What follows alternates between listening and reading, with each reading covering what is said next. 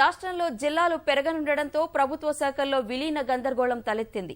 వ్యవసాయ, ఉద్యాన, పట్టు పరిశ్రమను ఒక్కటిగా చేయాలన్న సర్కార్ నిర్ణయాన్ని ఆయా శాఖల అధికారులు, ఉద్యోగులు వ్యతిరేకిస్తున్నారు. ఉద్యాన శాఖను ప్రత్యేకంగా చూడాలని కోరుతున్నారు. జిల్లాల పునర్వ్యవస్థీకరణ ప్రక్రియ రోజురోజుకు ఉత్కంఠ పెంచుతోంది. ప్రభుత్వ శాఖల విలీనమాంసం అయోమయానికి దారితీస్తోంది. కీలకమైన వ్యవసాయ, ఉద్యాన, పట్టు పరిశ్రమ శాఖలను కలిపి కొత్త జిల్లాలకు ఒకే అధికారి ఉంటారని ప్రభుత్వం చెబుతోంది. దీనిపై అధికారులు, ఉద్యోగుల్లో అసంతృప్తి నెలకొంది. హైదరాబాద్ నాంపల్లిలోని ఉద్యాన శిక్షణా సంస్థలో అధికారుల సంఘం ఆధ్వర్యంలో సమావేశమయ్యారు. ఉద్యాన రంగానికి పెద్దపీట వేస్తోన్న ప్రభుత్వం తాజాగా వ్యవసాయ శాఖలో ఉద్యాన, పట్టు పరిశ్రమ శాఖలను విలీనం చేయాలనే ప్రతిపాదనలపై చర్చించారు. ప్రస్తుతం జిల్లా స్థాయిలో 3 శాఖలకు వేరువేరుగా కార్యాలయాలు, అధికారులు ఉన్నారు. వ్యవసాయ శాఖలో సంయుక్త సంచాలకుడు, ఉద్యాన శాఖలో ఉప సంచాలకుడు, పట్టు పరిశ్రమ శాఖలో సహాయ సంచాలకుడు ప్రతినిధులుగా కొనసాగుతున్నారు. ఈ శాఖలు అన్నింటినీ కలపాలని సీఎస్ నేతృత్వంలోని కొత్త జిల్లాల కార్యదళం ప్రభుత్వానికి సిఫారసు చేసింది. ఒకే స్వభావం గల శాఖలను ఒకే గొడుగు కిందకు తీసుకురావాలని పేర్కొంది. ఇలా చేస్తే తమ సీనియారిటీ ప్రయోజనాలు నష్టపోతామని ఉద్యాన శాఖ అధికారులు, ఉద్యోగులు ఆందోళన చెందుతున్నారు. ప్రస్తుతం ఉద్యాన శాఖ పాలీహౌస్, సూక్ష్మ సేద్యం, హరిత పందిరి విధానాలు అమలు చేస్తూ అభివృద్ధి చెందుతోందని గుర్తు చేశారు.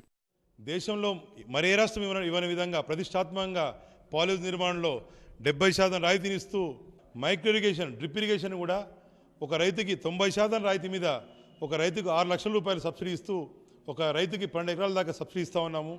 కేంద్ర ప్రభుత్వం కూడా ఉద్యాన రంగాన్ని ఒక స్పెషల్ గ్రోత్ ఇంజిన్లా గుర్తించి నేషనల్ హార్టికల్చర్ మిషన్ కూడా ఏర్పాటు చేసి వివిధ పథకాలను మేము ఈరోజు తెలంగాణ రాష్ట్రంలో మనం ఏర్పాటు చేస్తూ ఉన్నాము. కాబట్టి ఉద్యాన శాఖని స్వయం ప్రతిపత్తి శాఖని పరిగణించవలసిందిగా ముఖ్యమంత్రి సవినయం కోరుకుంటూ ఇదే విధంగా ఉద్యాన శాఖని కొనసాగాలని కోరుతున్నాం. ఈ వ్యవహారంపై ఉద్యానాధికారుల సంఘం నేతలు సచివాలయంలో వ్యవసాయ శాఖ ముఖ్య కార్యదర్శి పార్థసారథిని కలిసి వినతిపత్రం ఇచ్చారు. విలీనం వల్ల జరిగే పర్యవసానాలు, నష్టాలు వివరించారు. తాజా ప్రతిపాదనలు విరమించుకోవాలని కోరారు. మేము 1990లో జాయిన్ అయినప్పటికీ ఇప్పటికీ అంటే 2016 ఆల్మోస్ట్ 26 ఇయర్స్లో ఒక చేంజ్ అంటూ రెవల్యూషన్ లాగా వచ్చింది.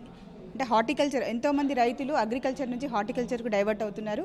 చిన్న సన్నకారు రైతులు కూడా ప్రతి ఒక్కరు కూడా రెగ్యులర్ ఇన్కమ్, అంటే ప్రతి ఒక్క రైతు 1 ఎకరం భూమి ఉన్నా చాలు హార్టికల్చర్ క్రాప్స్ అంటే పూలు కానీ పండ్లు కానీ ఒక చిన్న పాలీహౌస్ 200 స్క్వేర్ మీటర్లో వేసుకున్నా కానీ ఆయన జీవనోపాధిని కల్పించుకునేటట్టుగా, తర్వాత తనకు ఉన్నదాన్నే కాకుండా 4-5 తోటి రైతులకు కూడా తను ఉద్యోగ అవకాశాలు కల్పిస్తున్న ఈ తరుణంలో ఉద్యోగ శాఖను మరింత బలోపేతం చేయాలని మేము కోరుకుంటున్నాము.